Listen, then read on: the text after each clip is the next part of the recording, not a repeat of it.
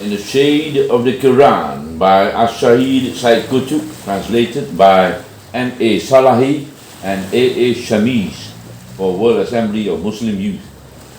May Allah bless them all. Surah 113, Surah Falaq, the Daybreak.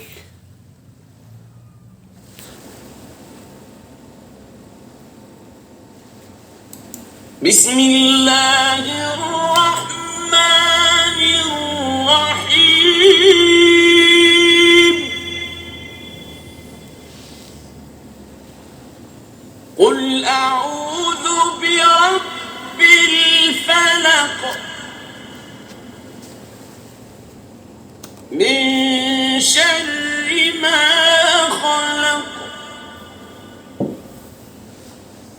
wa min sharri ghasiqin idha waqab wa min sharri naffathati fil 'uqad wa min sharri hasidin idha hasad. Bismillahirrahmanirrahim.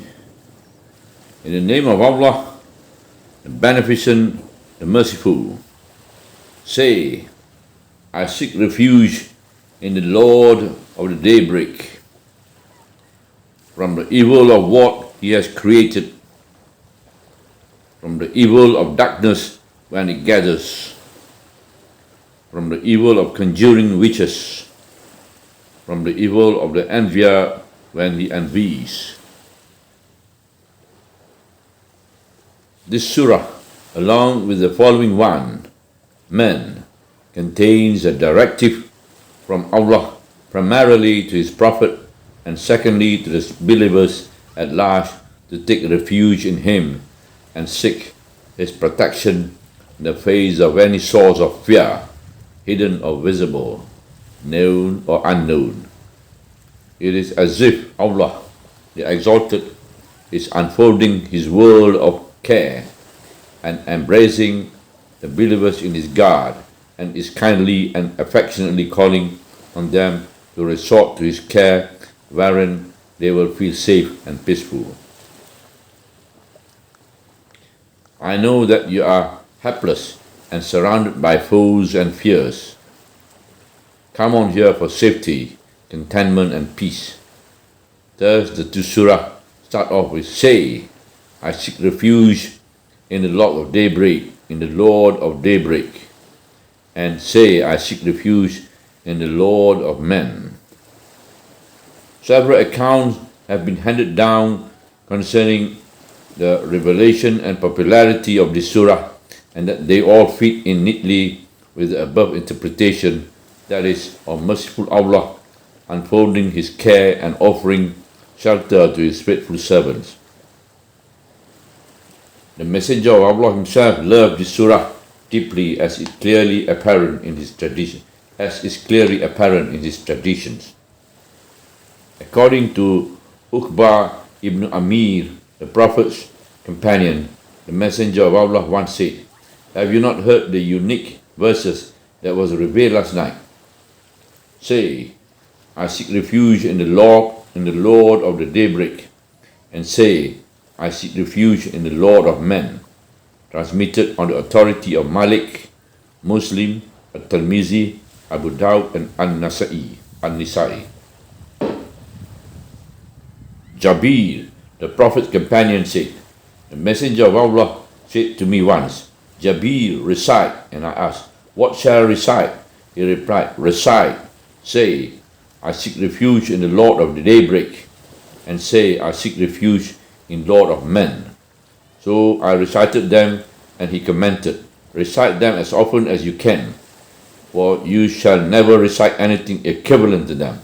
Transmitted by An-Nasai. Zar ibn Hubayah said that he had acquired from Ubay ibn Ka'ab, the Prophet's companion, about Al-Mutawwitin, as the two surah are called, saying, Abu al-Muntir, your brother Ibn Mas'ud, says so and so. For some time, Ibn Mas'ud was under the false impression that there are two surah, that these two surah are not part of the Quran, but he later admitted his mistake. What do you think of that? He replied, I asked Allah's Messenger about this, and he told me that he has been instructed to say the context of the surah, and he had carried out the instruction. We surely say the same as Allah's Messenger, he said, transmitted by Al-Bukhari. All these reports throw powerful lights on that underlying factor of Allah's kindness and love to which the two surah draws attention. Allah the Exalted refers to himself in this surah by his attributes, the Lord of the Daybreak.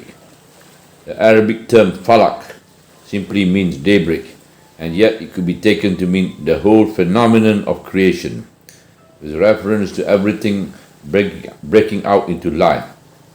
This interpretation is supported by Allah saying in Surah 6, the cattle, Allah it is who splits the seed and the fruit stone for sprouting. He brings forth the living from the dead. He is the cleaver of the daybreak, and he has ordained the night for rest, and the sun and the moon for reckoning. If the meaning daybreak is adopted, refuge is being sought from the unseen and the mysterious with the Lord of the daybreak, who bestows safety as he kindles the light of day. If, however, Falaq is taken to mean creation, then refuge from the evil of some creatures is being sought with the Lord of creation. In both cases, harmony with the theme of the surah is maintained. From the evil of what he has created, this phrase contains no exception or specification. Mutual contact between various creatures, though no doubt advantageous, bring about some evil. Refuge from it is sought with Allah by the believer in order to encourage the goodness such a contact produces. For he who created those creatures is surely able to provide the right circumstances that leads them on a course which only the bright side of the contact prevails. From the evil of darkness, ghasik, when it gathers, waqar. From the linguistic point of view, ghasik means substantially pouring out, and wab is a name given to a little hole in a mountain through which water issues forth. Waqar is a verb denoting such an action. What is probably meant here is the night, with all that accompanies it, when it rapidly engulfs the world.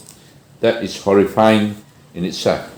In addition, it fills heart with the possibility of an unknown, unexplained, unexpected discomfort caused by a savage beast, an unscrupulous villain, a striking enemy, or a hissing poisonous creature, as well as anxieties and worries, which entails depression and uneasiness,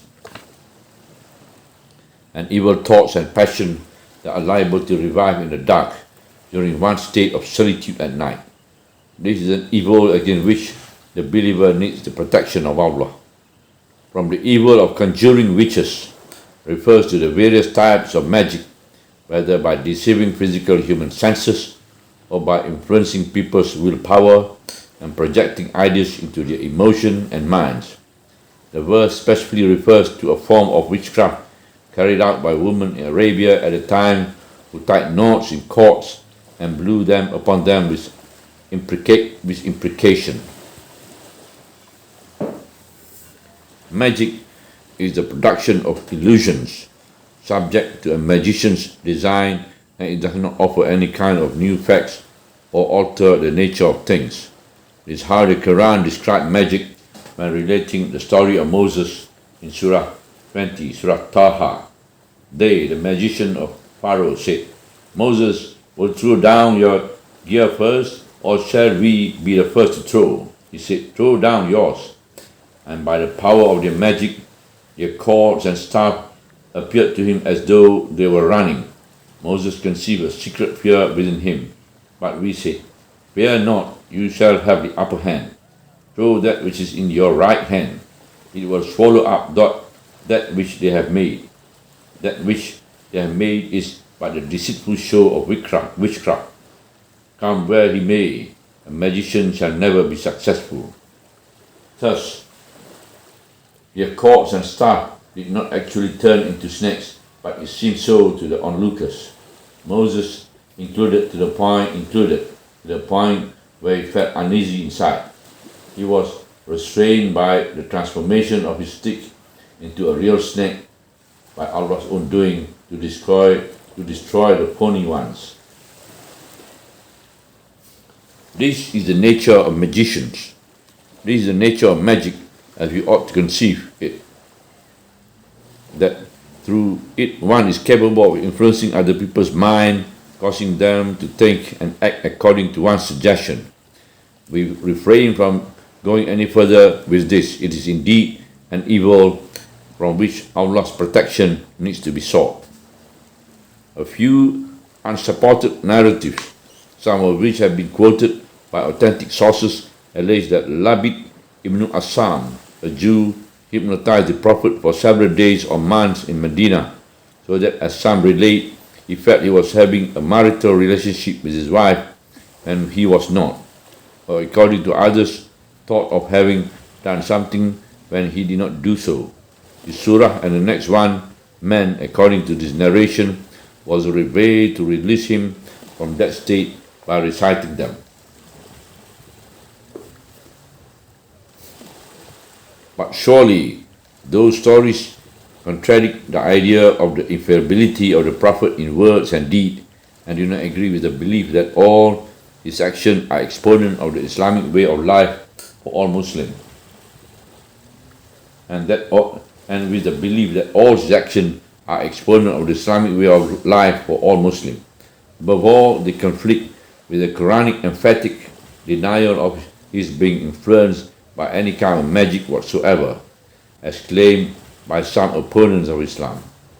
Hence, we dismiss such stories on the ground that the Quran is the ultimate arbiter and that singularly narrated traditions are left out in matters concerning the faith.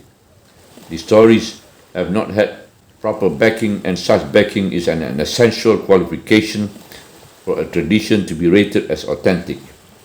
What weakens the stories most, however, is that the two surahs were revealed in Mecca, while those stories relate the incident as having taken place in Medina. And from the evil of the envier whence he envies. Envy is the evil, begrudging reaction one feels towards another who has received some favor from Allah. It is also accompanied by a very strong desire for the annihilation of such favor.